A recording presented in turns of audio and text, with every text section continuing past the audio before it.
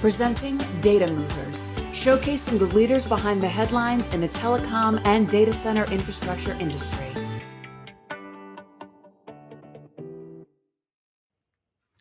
Welcome, everyone, to our podcast series, Data Movers. I'm your host, Jamie Scotto-Kataya, CEO and founder of JSA, along with my very fabulous co-host, you know him well, top B2B social media influencer, Mr. Evan Christel. Hey, Ev.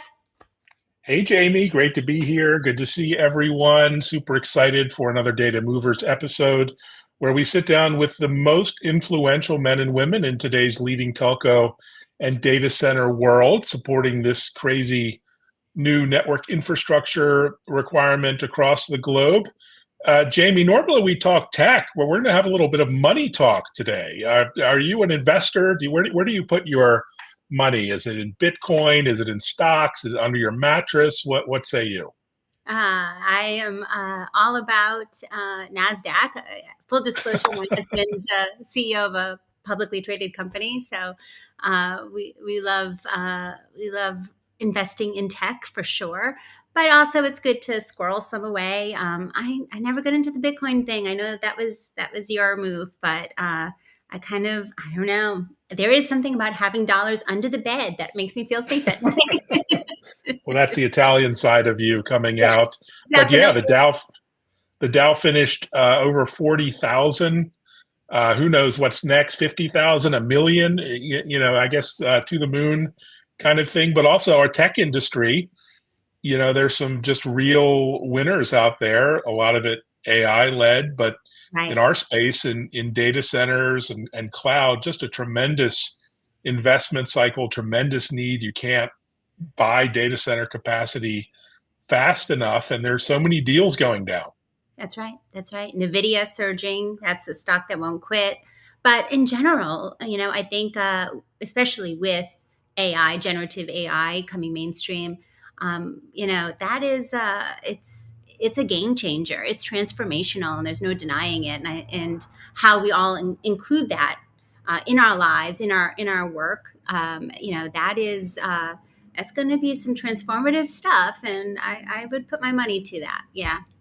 Well, talking money, shall we bring on our next guest? Yes, a real industry insider and a player in private investment banking. So I am very curious about the perspective of our guest here.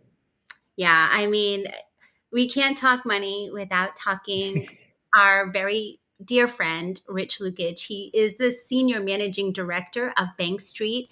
Many of you guys, of course, especially in our industry, know Bank Street. It's a common name, a private investment banking firm primarily serving growth companies in our sector, the communications, media, technology world. And we should say, comprehensive array of services, M&A advisory, debt and equity financing, restructuring advisory. Rich, you do it all. I mean, come on. Welcome. I do not do it all. I'm supported by an amazing team, thankfully. Yes. Well, let's talk about what you do and a little bit about your bio and background, if you would, before we dive in. Maybe how did you get started in a career in investment banking and your specialty, our specialty, media, comms, technology industries? What led you to found Bank Street? Sure. Well, thank you for the question. And first of all, thank you for having me. I have known you all for many, many years, and JSA has been a foundational player communicating and integrating what's happening across the technology and media and telecom space for many, many years. And we're delighted to have crossed paths with you all in many, many capacities over time. As far as my trajectory, I was always a bit of a math, science, and engineering. I'll call myself a geek or nerd of my era. And I always wanted to understand sort of what's next, what were the barriers to the next leap forward in technology and insurgencies across the way that things were done. It's always a marvel to my children when I explain to them that I started my career in a time when there was no email, there was no Excel, there was no PowerPoint. There was no. I can go on and on and on. Cell phones were gigantic sized bricks that were heavy and hard to carry around. But I think those are days gone by, and it's a phenomenal thing to note sometimes, even in our short lifetimes, that so much has changed and so much evolution has occurred, and in large part due to the innovators and founders and folks that push the technology envelope in many cases, throughout our generation, and also the folks that moved capital to afford the opportunity for those folks to challenge the status quo and the shifting dynamics across the arena has been extraordinary by any measure, and candidly accelerating by I guess from the perspective of anyone who's watching the evolution of things. And this pace is not just changing the technology sphere, but is actually changing the way people live, the way people think about their life trajectory, and whether you're a young person thinking about your career trajectory and the fact that many things that you do today will be expiring in a shorter period of time, and the pace of innovation perhaps suggesting that learning is now perpetual. It's a constant evolution. We're constantly trying to catch the next thing. And I remember, when I started my career in investment banking, most of the senior bankers didn't have a computer.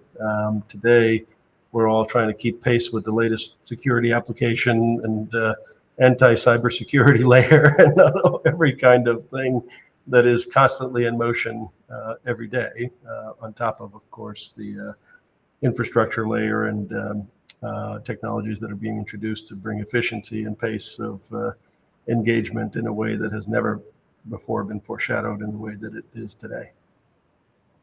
And our industry is so active. Obviously, in the M&A space, there's been some notable recent transactions, many that Bank Street has been leading. Can you share some highlights? Certainly. It's been a very active start to the new year, and we particularly note the activity around the data center and fiber communication space. We've noted an enormous amount of activity, in particular in the infrastructure side of data centers, that is intending to provide the capacities for both traditional data center use cases and workloads, but also anticipating a barrage of demand from the AI and related technologies sphere. I'll call it advanced buying or forward buying that's taking place, and lots of capital is being committed to that sphere in a race that has many of the leading technology names, as you were talking about technology earlier, pursuing these infrastructure projects to make sure that they're adequately equipped for the generation of activity that's to come. This has obviously caused a bit of question mark as to how do you fund it all, as the capital pools are so large relative to anything the data center sphere has ever done before.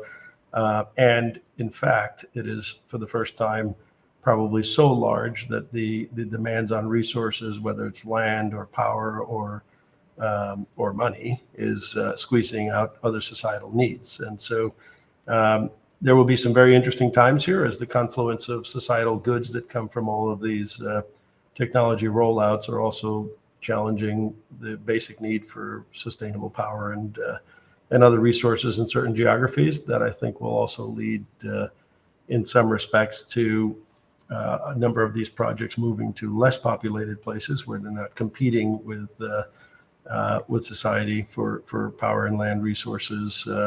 And you'll also see, by virtue of the scale of the capital requirements here, a wider variety of, I'll call them joint venture type initiatives where, power company providers and investors may be much more closely collaborating with data center infrastructure developers, and in some cases also the customer side of the equation, enabling either through contractual commitments or financial commitments, as the case may be, to make these projects possible in the timeline that will meet expectations for demand.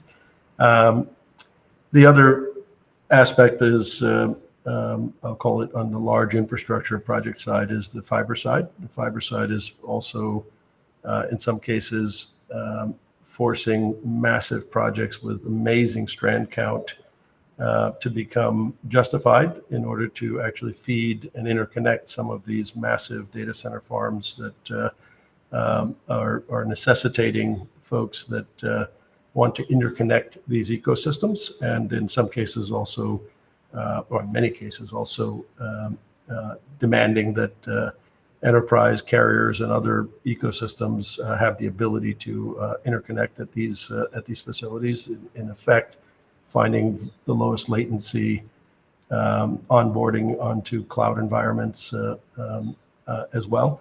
So, the fiber side of the equation is also affected by the data center ecosystem, but I think also as society has become, I'll call it broadly speaking, more demanding of bandwidth, whether it's for educational purposes, whether it's for business purposes, remote work purposes, or wide varieties of other applications that people are consuming, essentially have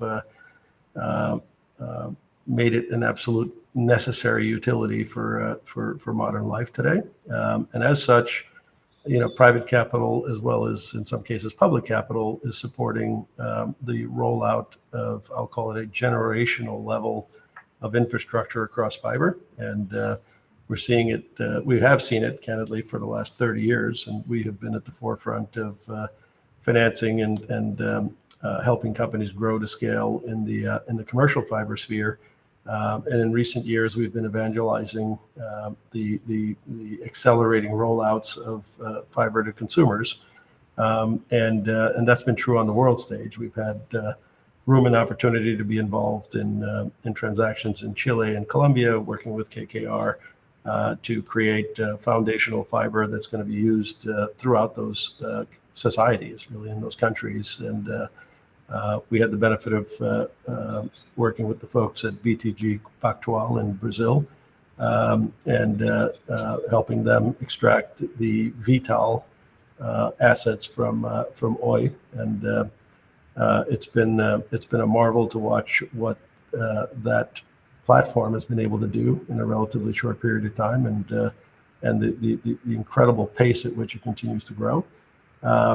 We've done similar projects around the globe, but most notably, the pace of acceleration in the U.S. and I'll call it the North American market more broadly has been most potently and most noticeable in recent years. And I think while some countries have almost 100% fiber in their markets already, the U.S. has actually lagged, interestingly enough, despite our technology leadership in some spheres.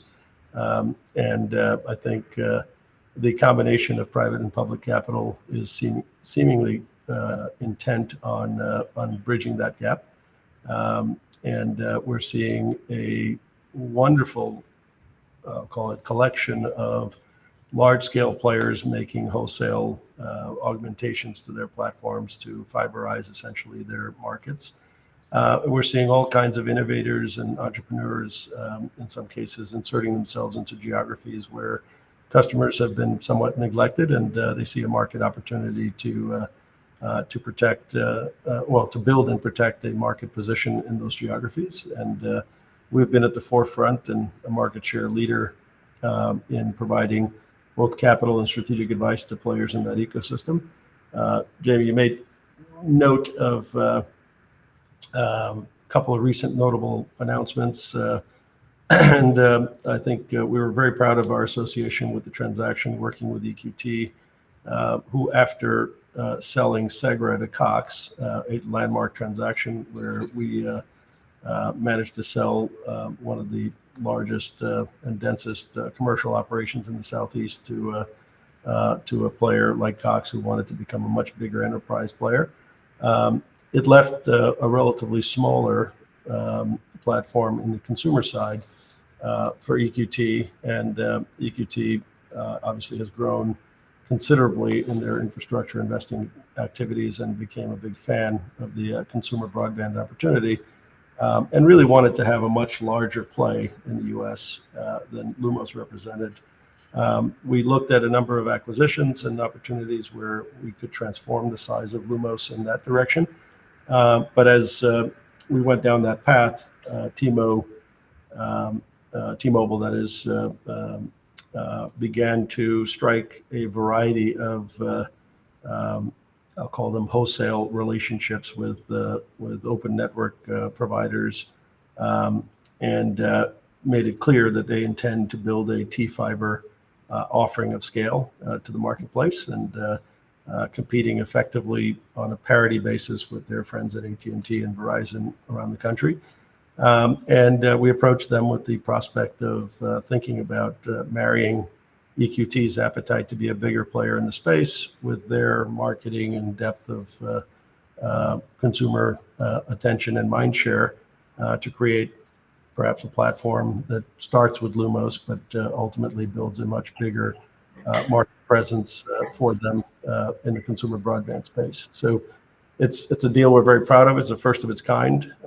It's the first time T-Mobile also has invested in physical assets on the fiber side, and involved obviously a number of complexities, including the fact that T-Mobile has a parent company in Germany, and this transaction has both cross-border considerations as well as some pretty powerful factors that will be game-changing in some of the geographies where the new T-Fiber JV will play. So we're very excited about that. Another transaction of note in recent weeks has been the transaction combining or represented Unity in reacquiring essentially the Windstream platform under the same umbrella. And that transaction is another one we're very proud of. It's been tried many times by many parties over the years, and we're proud of the fact that we're able to navigate a variety of factors in that transaction as well to reestablish a business that reintegrates both the network and the customer layer under one umbrella, perhaps undoing the original demarcation for separation, I guess almost a decade ago, and thinking about the new business as a really well-positioned and strong platform for its own aggressive pursuits, both of consumer broadband opportunities as well as commercial opportunities. And then obviously they have a managed services and security platform layer as well that transcends all of these networks going forward. That really puts the company in a position to be an aggressive player and perhaps really well positioned to think about themselves as part of larger strategic wins going forward as well. I can go on. We've likewise done a number of transactions in the commercial space. We're in the market with a large number of transactions as well, but it's really been a very constructive backdrop. We see some folks who are perhaps lamenting, the days of zero cost of capital backdrop that we had some time ago, but other folks, I think, are also mindful of the fact that you do what is strategically rational, and the industrial logic should be dictating your long-term strategic endeavors. And we've been proudly associated with many visionary operators and managers, as well as investors that have a longer-term perspective, both historically and forward-looking in that regard. It's so true, Wow. by the way, Evan. Like just so you know, like these are the projects that are making the headlines, and it all, when you distill it all, it always comes back to the Bank Street team. I was actually on an elevator at ITW last week, and one of my friends, potentially a client, turns to me and goes, I'm on my way to go see Rich, which is code for get the M&A press release ready. So it's incredible. That's so cool. So- Very exciting. times. Really exciting to see how these projects unfold, and particularly the T-Mobile project. That's going to be a blockbuster over time. I mean, big picture, Rich, I mean, your opinion, what are some of the common themes or catalysts prompting this huge uptick in transactions, deals? What's going on in the marketplace right now? Well, I'm not sure I'm suggesting that there's been a massive uptick in transactional volume. Some of these transactions, as you might imagine, take years Right. to curate and to cultivate and to navigate many complexities to ultimately consummate a successful transaction. But I do think that it is fair to say that at a macro level, an enormous amount of apologies for that. That's going to keep going. That's okay. Is that an old school phone? It sounds like it's the red phone from the 70s ringing once It is or an something. old school phone. I feel like it's a red phone by his like bedside. That like if that rings, Buy, sell, Yeah. buy. Yeah. But in any event, look, I think it's fair to say that there's a massive amount of invested capital that is harbored across the sector. Many folks of whom have been invested in some of these companies and have done extraordinarily well. Some folks are going to try to figure out how to time exactly when the perfect window is to monetize certain of these assets. There's also an enormous amount of dry powder across candidly every varietal of fund, whether it's a credit-centric fund, a special structured finance type of vehicle, or private equity, institutional infrastructure type money. Candidly, also true of pension funds and sovereign funds and every other varietal of traditionally LP type folks that are increasingly co-investing along with GPs and also increasingly doing direct deals themselves in the more sizable sphere of transactions. So there's a really good balance of capital availability with I guess grown pent up demand, if you will, of folks that may be seeking liquidity opportunities. So we do foreshadow a bit of an uptick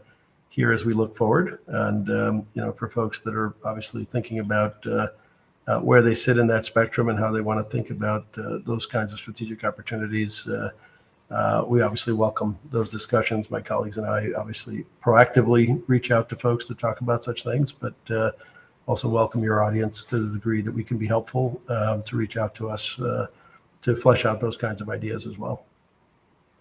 And I'm sensing from you as you're talking about, resources really driving demand for projects. There's obviously a growing focus on sustainability within all layers of our industry right now. How is the topic of sustainability making its way into recent and future transactions? It's a very big part of particularly most of the larger scale, I'll call them infrastructure layer type dialogues. And it's hard to imagine a scenario where large power consumptive types of projects don't demand a dialogue about how to do that in a sustainable, responsible, and also available way. And I would say in the near term, folks are probably taking access to all the green energy that anybody can muster, and the demand far exceeds, candidly, much of, or I should say, all of that capacity. So for periods of time, I think we're going to see also a desire to explore nuclear and other kinds of alternatives, or I should say surrogates in the green sphere, because of the desire for scale and flexibility in deployment and other variables that make nuclear a very interesting option in some circles. And we also candidly will see, fossil solutions remaining important for the time being, because the supply-demand imbalance for power in this country is such that all of this cannot be solved in the immediate term with pure renewable solutions. So I think the trajectory is undeniable in terms of the direction where power production and consumption is headed, but between here and there will not be a straight line or a binary switch from one to the other. It's just not feasible to do that in a responsible way, and let alone cost-effective way. I think across other arenas, you see other ESG characteristics also being important. But I would say, all of these are healthy trends for the future of the industry. And as I often remind people, this category of comms infrastructure and services is somewhere between a quarter and a third of every country on Earth, and this ecosystem is not going anywhere. And arguably, as it integrates more applications and solutions and services into the equation, it's only going to grow as a part of the GDP of every nation on Earth. Well said. Phenomenal. That's really, really great to see. It wouldn't be a tech chat without talking about AI in some way. Every day we see amazing illustrations of the huge investment in AI and infrastructure, big tech doing tens of billions of dollars in deals and investments and new data centers and acquisitions. What is your point of view from the transaction, the investment banking side on, how AI is going to impact, our industry? Well, look, I'll even talk about it in the context of our industry. When I started my career in investment banking, you had to go to an actual library in your building to find a folder with the financial statements of the target company that you wanted to analyze for whatever transaction you were looking to use it for. And if that folder was out, you just wait until it comes back before you get to look at it. So when you think about where we've come since then, with I'll call it the pervasiveness of the distribution of data, candidly, it makes possible for a firm like Bank Street to actually exist. And in those days, the access to or the possessing of the data was reason enough to have a franchise value in a category. Today, the information and the data is much more pervasive and available, and candidly, franchises exist and succeed in this marketplace, not because of data, because data is at relative parity for the corporate world today, but because of the folks that have the experience, the finesse, and the transactional depth and fortitude to navigate complex, in many cases, multifaceted transactions that solve real world problems for these businesses. And we're very fortunate that our senior team has in many cases 25 to 35 years of transactional experience with a lot of that being applied in a way that is, I'll call it increasing the probability of success in one end of the spectrum, but also providing for fluidity and confidence in the execution of a transaction as well. Yeah. Tenacity, creativity, relationship management. You can't find that on ChatGPT, but there's foundational data that is always good. But it is an interesting time for sure. All right, so we are maybe, Jeannie, on that point, I'd like to just point out that ChatGPT is not the full extent of obviously the AI perspective that we think about. Machine learning to us has, as we look at our future and thinking about the predictability of things and the power of the tools in terms of being able to fuel decision making here going forward is going to be another level of game changer. And I think, Evan, some of what you were alluding to on the power of AI is undeniable. We see that likely to yielding much more efficient execution that will become viable. The documentation layer and processing elements, and rather than relying on human layer to find fairways on certain types of things, they will become much more methodical and therefore more efficient. And maybe eliminate some of the waste or time that is often consumed between parties that are at far away positions when that's not where they can stay and have a deal actually happen. So, we're kind of excited about all of that. We've been prime beneficiaries of those kinds of tools historically, and we think that will inure to the benefit of nimble organizations that are able to adopt and translate those tools into effective execution for their clients. Yeah, no doubt a competitive edge, for early adopters, and for sure you guys are leading the way there. All right, so now we're getting to a really fun, fast, it's called the rapid fire question section, where we just ask a couple of crazy questions at you, and you can just fire back with the first thing on your mind. So you travel a lot, obviously, for work. What's been the most interesting international trip you've been on? Oh, there's so many of those, but I would say maybe taking a slightly different perspective on that, I'd say the surprise I had the first time I visited Hong Kong, I would say many moons ago now, but I remember as a New Yorker thinking like there's no other city quite like New York, and I remember being taken back by the dynamism and the energy and the 24-hour life, and even on the business front, I always thought New Yorkers were intense and aggressive business people, but I found that ecosystem to be, very familiar and surprisingly deep and capable.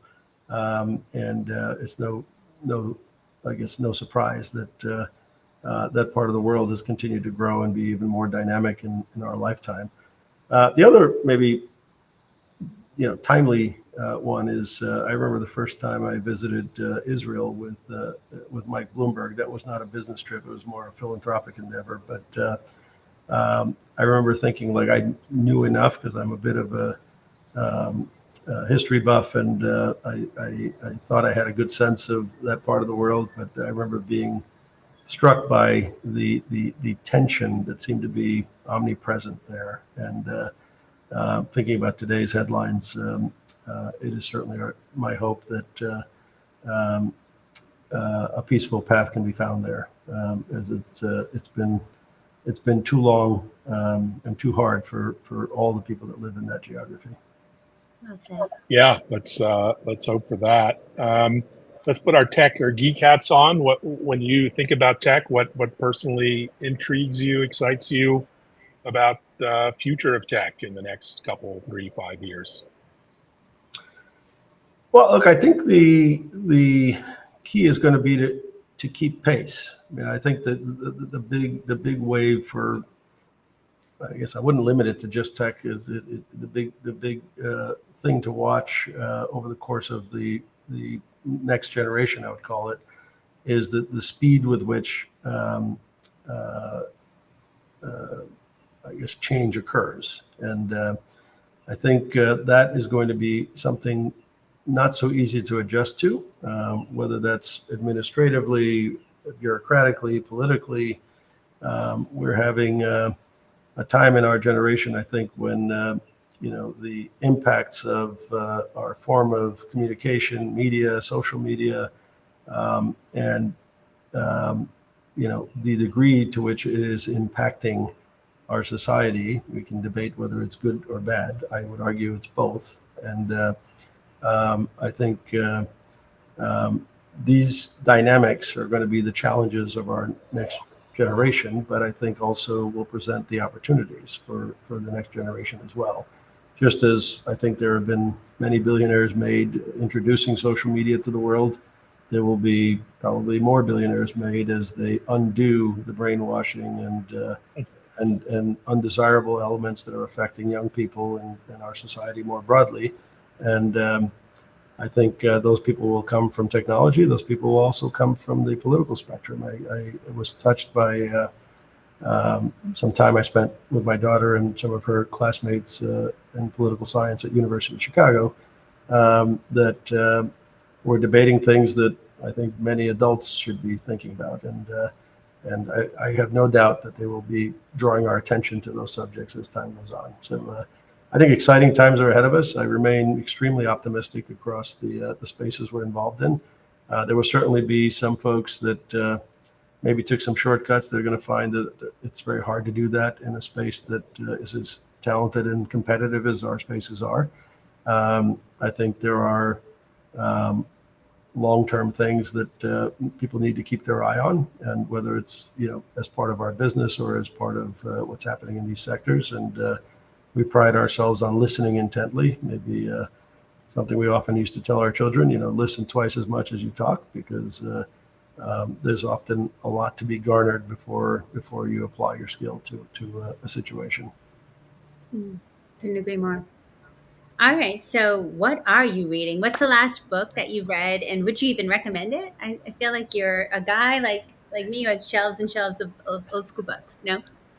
I have a whole room dedicated to books, but it probably would reveal my warped mind. But look, I guess one interesting, related to a book situation that developed recently is I ran into an old friend of mine who retired from being the COO of a big company. It was a public company for a while, and he his name is Daryl Ferguson, by the way. He had retired and settled down in the Carolinas, and as you might imagine, active minds are hard to settle. So he got very interested in the geography he was living in, and discovered that there was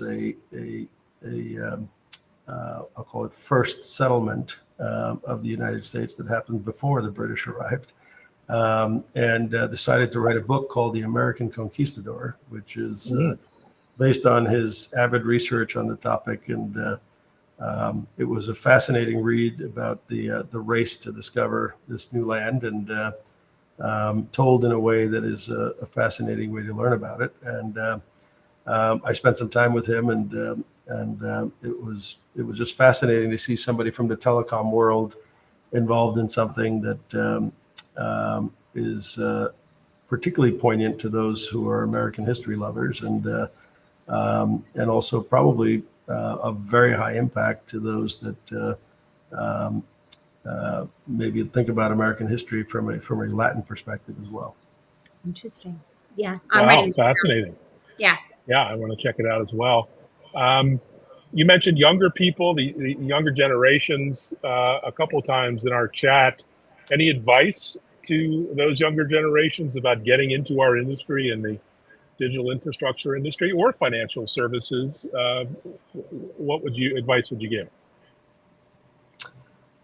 I guess my advice is, despite all the changes and despite all the spooky things I referred to over the course of this discussion, that old habits still apply. Integrity is probably the highest on the list still. It is in rare supply to find people who are honest. And Jamie, you made reference to relationships. From our perspective, relationships aren't about call logs and how many times you're spamming somebody, although we do some of that. But for us, relationships are based on trust, and we take the trust that people put in us very, very seriously. And what we do is very serious work that affects, in many cases, thousands of lives. And while sometimes people look at bar charts with our league tables and transaction volumes or whatever awards we win on any given year, but behind all of that are real stories about real people who made real decisions, some really hard ones, and took leadership. And from my perspective, looking back to the old habits of be honest, be truthful, do your best, be transparent, and earn your stripes. Don't promise things you can't do. Don't do things that you shouldn't do. And shortcuts are noticed more than ever. And so it's a competitive world out there. I think the average American is just getting used to it. And the world has become more equalized. All the comments I made earlier about how smaller businesses are competing with larger businesses very effectively today. Smaller markets are also competing with larger markets more effectively for the same reasons. Technology is an equalizer, and it is making the world a different place. And I think the sooner we get smarter about what this new world is, the sooner we start hating each other and arguing about things that don't make any sense, and hopefully start building a better world together. Well said. Well, yeah, thanks for joining us. I mean, Richard, this was an extraordinary tour de force, and it really opened my eyes to the so almost behind the scenes role that finance and investment plays in the infrastructure world. As a techie, it's not something we always think about, but so fundamental to the industry's growth and success. Jamie? Oh my goodness. You said so much, Rich. I feel like a better person just after this chat. Love that you mentioned integrity. That's a core value of ours here at JSA. So you're talking to my heart. And also you said hope so many times. I counted at least 3 times. One too poignantly when you were talking about visiting your daughter at school. So with that, I feel like this conversation was hopeful. This world is still very hopeful, and there's so much we can do together to make it even better, stronger. So thank you so much. Thank you. That's very kind of you to say. All right, guys, if you enjoyed this Data Movers podcast as much as I did, please be sure to check it out on jsa.net/podcast for this episode as well as upcoming. And always, of course, check us out, right? Right, Evan? Yeah, we're still on Twitter. We're hanging on, Jay Scotto and Evan Kirstel, and all the platforms, YouTube, Twitter, LinkedIn, Facebook, we're all there. So give us a follow and let's connect. And as always, everyone, thanks so much for tuning in, and happy networking.